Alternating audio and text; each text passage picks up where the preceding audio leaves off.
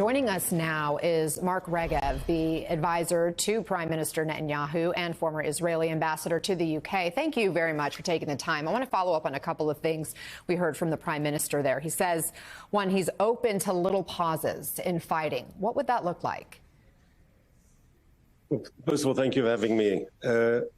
We've had, since this terrible war started, we've had a number of occasions where we've done, in a specific area for a specific time, we've done a pause, either to get our people out, and as your reporter said, there were 2 cases of when there were hostages released, and obviously that had to be facilitated, and to get humanitarian aid into the people of Gaza.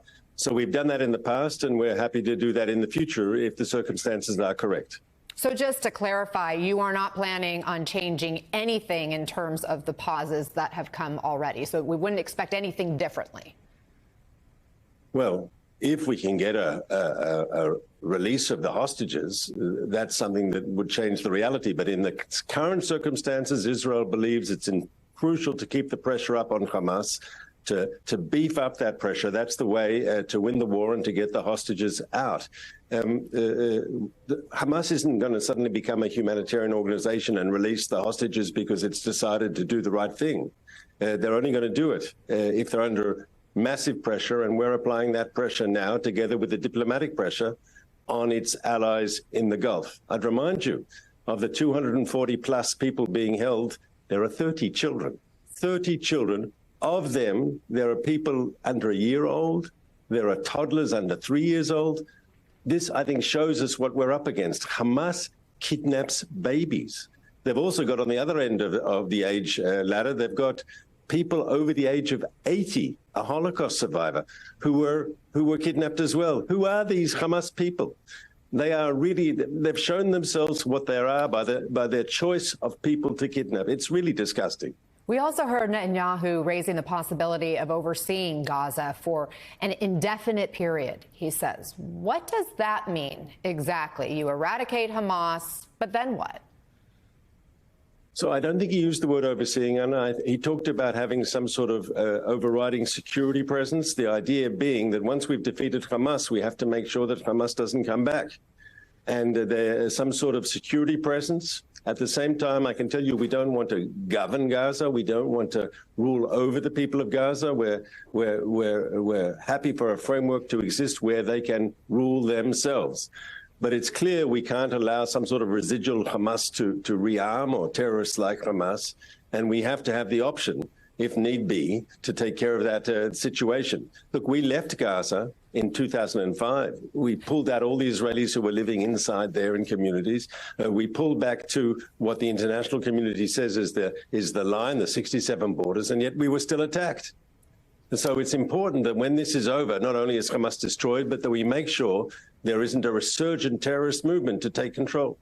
And how can you be sure of that if what is happening right now is creating more hatred, is potentially fueling deeper radicalization with maybe not Hamas, but the next generation? I think that's one of the big questions that we don't have answers to at this point. But just coming back to what we heard from Netanyahu, I do want to quote him directly to be clear. I think Israel will have, for an indefinite period, will have the overall security responsibility, because we've seen what happens when we don't have it. So will Palestinians still have a home in Gaza when this is all over? And who will govern? For sure.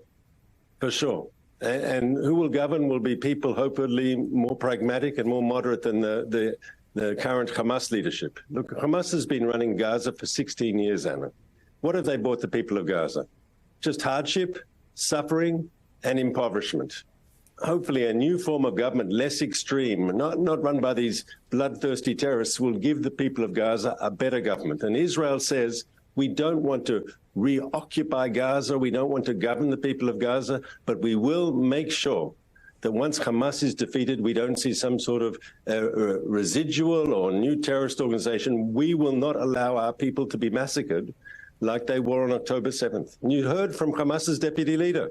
They will do it again and again and again as long as they can. We have to prevent them from some sort of resurgent existence. Understood. And that's our responsibility to protect our people. I understand. What about the innocent in Gaza right now? The United Nations Secretary General says Gaza is becoming a, quote, graveyard for children. And according to the World Health Organization, women and children represent nearly 67% of all casualties right now in Gaza. What's your response? So, first of all, we're skeptical about those numbers because all those numbers are coming out of the Hamas-controlled Ministry of Health there in Gaza. And the United Nations and others are using that data. I have no doubt that there is, unfortunately, innocent people who are being caught up in the crossfire, but I think those numbers have to be treated with a certain amount of skepticism. And the second thing I need to say is that we're doing everything we can, first of all, to provide humanitarian aid to the people of Gaza, to facilitate a humanitarian corridor and to facilitate Gazans leaving the areas of combat, because we don't want to see them caught up in the crossfire. For over 3 weeks now, we've been urging Gazans to vacate the areas of combat in the north and move to the south. We're establishing a safer zone there in the southern part of the Gaza Strip, close to the coast. It's near where the Gaza crossing with Egypt is, so they're close to where the aid is coming in, and it's also close to the coast. And the French have talked to us about sending in a hospital ship. Maybe others will join them. The idea is to have both medical facilities right near this safety zone, as well as making sure that food and water and medicine goes in. That's the goal. Ambassador Mark Regev, thank you very much for taking the time and offering that information from Israel on behalf of Prime Minister Benjamin Netanyahu. I appreciate it.